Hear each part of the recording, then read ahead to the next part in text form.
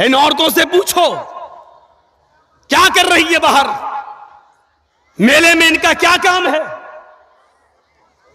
کیوں گھوم رہی ہو تم میلے میں، اور جلسوں میں نئے کپڑے پہن کر آنے کا مقصد کیا ہے، جلسوں میں لپسٹک لگانے کا مقصد کیا ہے، جلسوں میں آ رہی ہو تو کریم اور پاؤڈر لگانے کا مقصد کیا ہے، جلسوں میں آ رہی ہو تو چمکتی ہوئی ساڑی پہن کے آنے کا مقصد کیا ہے۔ اور کل کی تقریر میں میں نے کہا تھا محلدار پاڑا میں، وہ جملے زیب تو نہیں دیتے ہیں لیکن کہنا پڑتا ہے مجبوری میں، جب زخم پرانا ہو جائے اور صحیح نہ ہو تو ہومیوپیتھک دوا سے علاج نہیں کیا جاتا، چھرا اٹھایا جاتا ہے آپریشن کرنے کے لیے۔ قسم خدا کی ایسا لگ رہا تھا جیسے ایک کتیا کے پیچھے 10 کتے دوڑ رہے ہوں، یہ حال ہے۔ ہاں یہ جملہ نہیں کہنا چاہیے مجھے، لیکن کہوں گا، رو کے دکھاؤ مجھے۔ یہ صورتحال بنا کے رکھ دی آپ نے۔ جلسے بھی جب محفوظ نہ رہیں، بے پردگی اور عریانیت کا ننگا ناچ جب جلسوں میں بھی ناچا جانے لگے تو پھر کہاں روح تلاش کر رہے ہو؟ آپ نے ثواب کی نیت سے جلسہ کیا، یہ ثواب ملے گا آپ کو؟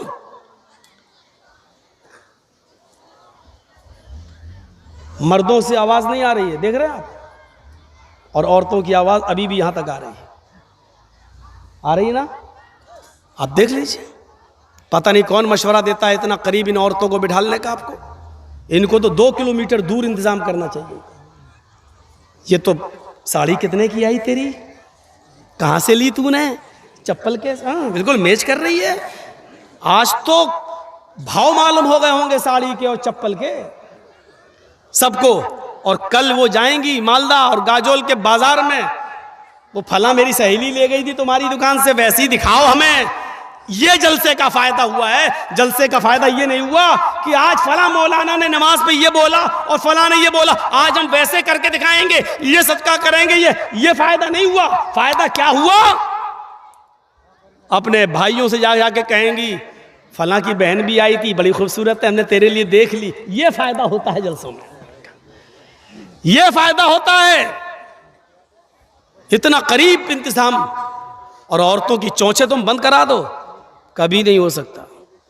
اللہ کے رسول صلی اللہ علیہ وسلم جب سفر معراج پہ گئے اور آئے اور عید کا خطبہ دیا، عید کا خطبہ آپ نے مردوں کے بعد عورتوں میں دیا، تو عورتوں میں جو آپ نے عید کا خطبہ دیا وہ آپ نے شروعات یہاں سے کیا، معاشر النساء تصدقن فإنی أُوریتکن أکثر أہل النار۔ قلنا وبما یا رسول اللہ، اللہ کے نبی خطبہ جو شروع کر رہے ہیں عورتوں کا، تو اس میں آپ یہ کہہ رہے ہیں، آئے لیڈیز، آئے خواتین، آئے محمد رسول اللہ پر ایمان لانے والیو، صدقہ کرو، زیادہ سے زیادہ خیرات کرو، اللہ کی راہ میں دو۔ انی اریتکن اکثر اہل النار۔ جب میں معراج پہ گیا مجھے جہنم دکھائی دی، تو جہنم میں سب سے زیادہ جلتی ہوئی میں نے عورتوں کو دیکھا ہے، عورتیں جہنم میں سب سے زیادہ جل رہی تھی۔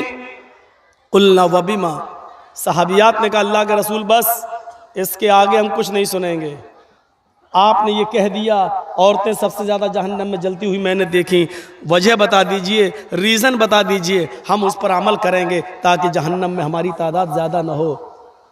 عمل کے لیے 2 گھنٹے کی تقریر نہیں ہوئی تھی، 3 گھنٹے کا لیکچر نہیں ہوتا تھا اللہ کے رسول کے زمانے میں۔ اس عورتوں نے کیا کہا؟ ان عورتوں نے قلنا وبما، قلنا جمع مذکر غائب کا صیغہ یہ بتلا رہا ہے، ایک نے نہیں ساری عورتوں نے کیا کہا؟ اے اللہ کے رسول ہمیں وجہ بتائیے، ریزن، عورتیں جہنم میں سب سے زیادہ جلتی ہوئی کیوں دکھائی دی؟ تو اللہ کے رسول نے پہلا ریزن، پہلی وجہ بتائی تکثرن اللعن، اور دوسری وجہ بتائی تکفرن العشیر۔ پہلی وجہ لان تان زیادہ کرتی ہو، زبان بہت چلاتی ہو، منہ بہت چلاتی ہو، تمہارا منہ بند ہوتا ہی نہیں ہے۔ حقیقت ہے 2 عورتیں اگر کہیں بیٹھ جائیں تو کمپنی مل جاتی ہے، 2 مرد اگر ٹرین میں جائیں گے تو تھوڑا سکون مل سکتا ہے، لیکن اگر 2 عورتیں ٹرین میں چلی جائیں تو 24 گھنٹے کا سفر بہت آسانی سے کٹ جائے گا، بات کرتے کرتے کرتے کرتے، کیونکہ ہمیں اور آپ کو ایک آدمی کے بارے میں معلوم ہوگا، ان کو تو پورے خاندان کے بارے میں معلوم ہوتا ہے۔ ایک بادشاہ نے اعلان نکالا جو سب سے بڑا جھوٹ بولے گا اس کو سب سے بڑا انعام دیں گے. تو جھوٹوں کی کمی تھوڑی تھی. ایک آیا بادشاہ نے کہا بھگ یہ کوئی جھوٹ نہیں ہے. دوسرا آیا اس نے کہا یہ بھی کوئی جھوٹ نہیں ہے. تیسرا آیا, بادشاہ نے کہا یار جھوٹ بولو یار, یہ تمہارا کوئی جھوٹ ہے, بڑا جھوٹ جو بولے گا اس کو سب سے بڑا انعام دیں گے. لاسٹ میں ایک آدمی آیا کہنے لگا میرا بھی ایک جھوٹ سن لو. کہا کیا؟ کہ آج میں نے خواب میں دیکھا جہاں تک میری نظر جا رہی ہے عورتیں ہی عورتیں بیٹھی ہوئی ہیں. بادشاہ نے کہا یہ بھی کوئی جھوٹ نہیں. بھائی خواب میں دیکھا جا سکتا ہے, تم نے دیکھا ساری عورتیں, بہت سی عورتیں بیٹھی ہوں گی, یہ خواب نظر آ سکتا ہے, یہ کوئی جھوٹ نہیں ہے. کہا آگے تو سنو یار, آپ بولتے بہت ہو. اس نے کہا بادشاہ سے پوری بات سنی نہیں, بیچ میں بول دیے. میں نے خواب دیکھا کہ جہاں تک میری نظر جا رہی ہے عورتیں ہی عورتیں بیٹھی ہوئی ہیں اور ساری عورتیں خاموش بیٹھی ہوئی ہیں. بادشاہ نے کہا کیا؟ جہاں تک نظر جا رہی عورتیں ہی عورتیں, کہاں, اور سب خاموش, یہ ہو ہی نہیں سکتا. کہا کیوں؟ کہا دو عورتیں خاموش نہیں بیٹھ سکتی اور اتنی عورتیں خاموش, اس سے بڑا جھوٹ تو کوئی ہو ہی نہیں سکتا. اس کو سب سے بڑا ایوارڈ دیا, سب سے بڑا انعام دیا, سب سے بڑا انعام. تو یہ عورتوں کا ایک ریکارڈ ہے, اور اس ریکارڈ کو اللہ کے رسول نے یہی کہا, تکثرن اللعن, تم لعن و طعن زیادہ کرتی ہو, ایک دوسرے کی برائی زیادہ کرتی ہو, ایک دوسرے کی غیبتیں زیادہ کرتی ہو, ایک دوسرے کی برائیوں میں لگی رہتی ہو. وَتَكْفُرْنَ الْعَشِيرَ, اور دوسری تم شوہروں کی نافرمانی بہت کرتی ہو, شوہروں کی نافرمانی. اب بتاؤ آدمی بیچارہ کیا کرے؟ میرے ساتھ بھی حادثہ ہوتا ہے.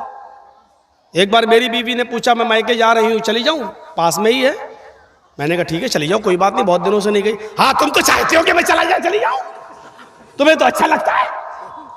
میں نے کہا لا حول ولا قوت الا باللہ. یار تم نے اجازت مانگی, میں نے دے دی. ایک دو مہینے کے بعد پھر کہنے لگی کہ میں چلی جاؤں, تھوڑی امی کی طبیعت خراب ہے. میں نے کہا نہیں ابھی تمہیں جانے کی کوئی ضرورت نہیں ہے, 2-4 دن رکو, ہم دونوں چلیں گے وہ دیکھنے کے لیے. لو تو میں تو آپ کے گھر میں کیا نوکر قید ہو کے رہوں؟ میں جب بھی جانا چاہوں تو آپ بھیجیں گے نہیں؟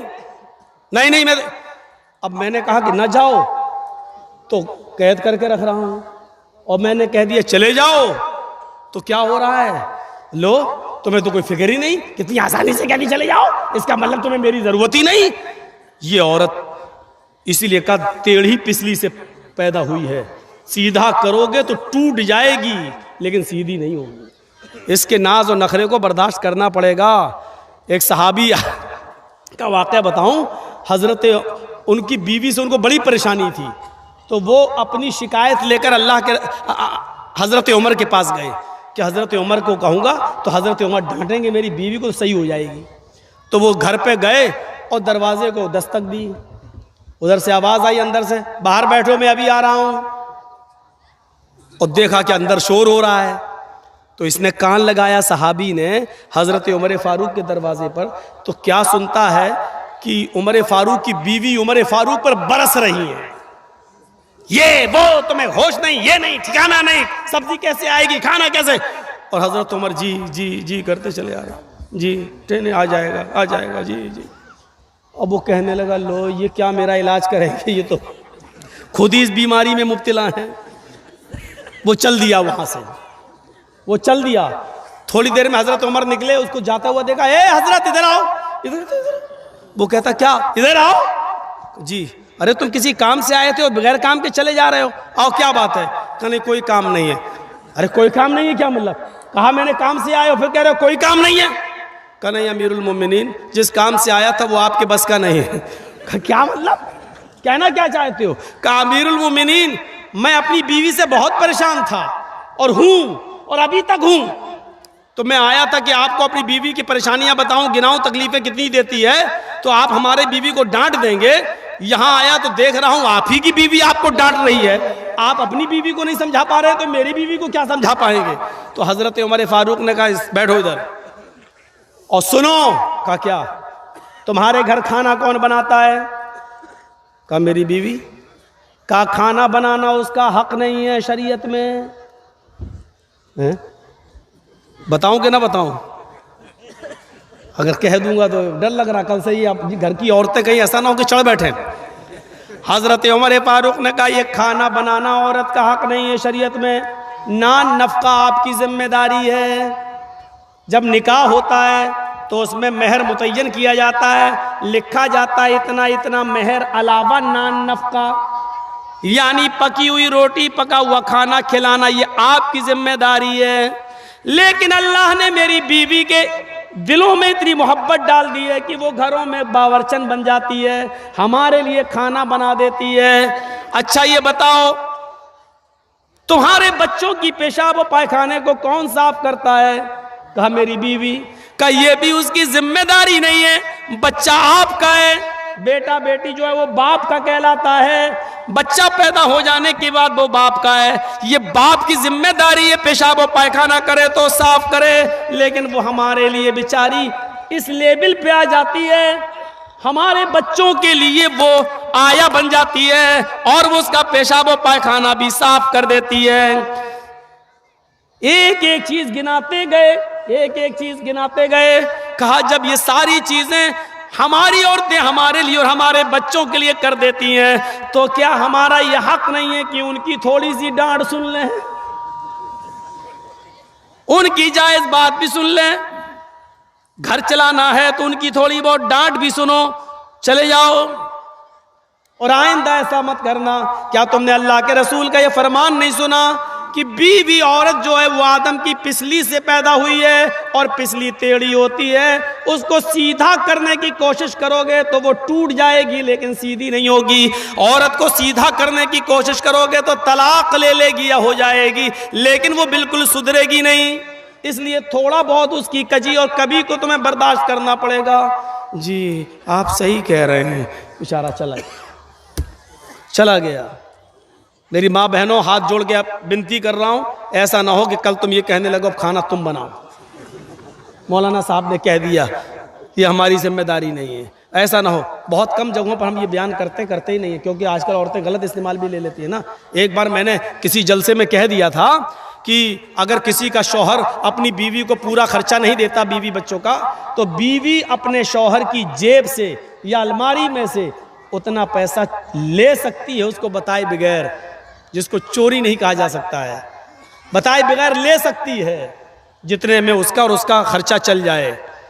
یہ جیسے ہی میں نے جس تقریر میں نے کہا دوسرے دن میری جیب سے 5,000 روپے غائب ہو گئے۔ اس دن سے بیان کرنا چھوڑ دیا۔ یہ تو ناجائز استعمال کرتی ہے، پھر اتنی اجازت دے دو 100-200 روپے کی تو ان کا 100-200 روپے میں کچھ ہوتا ہی نہیں ہے، 5,000۔ پھر یہ ہوتا ہے کہ مولانا نے کہا تو تھا لے سکتے، تم دیتے نہیں اس لیے ہم نے لے لیا۔ ارے اللہ کے بندی، میں نے تو یہ کہا ہے کہ جتنے میں تیرے گھر کا بچوں کا گزر بسر چل جائے اتنا۔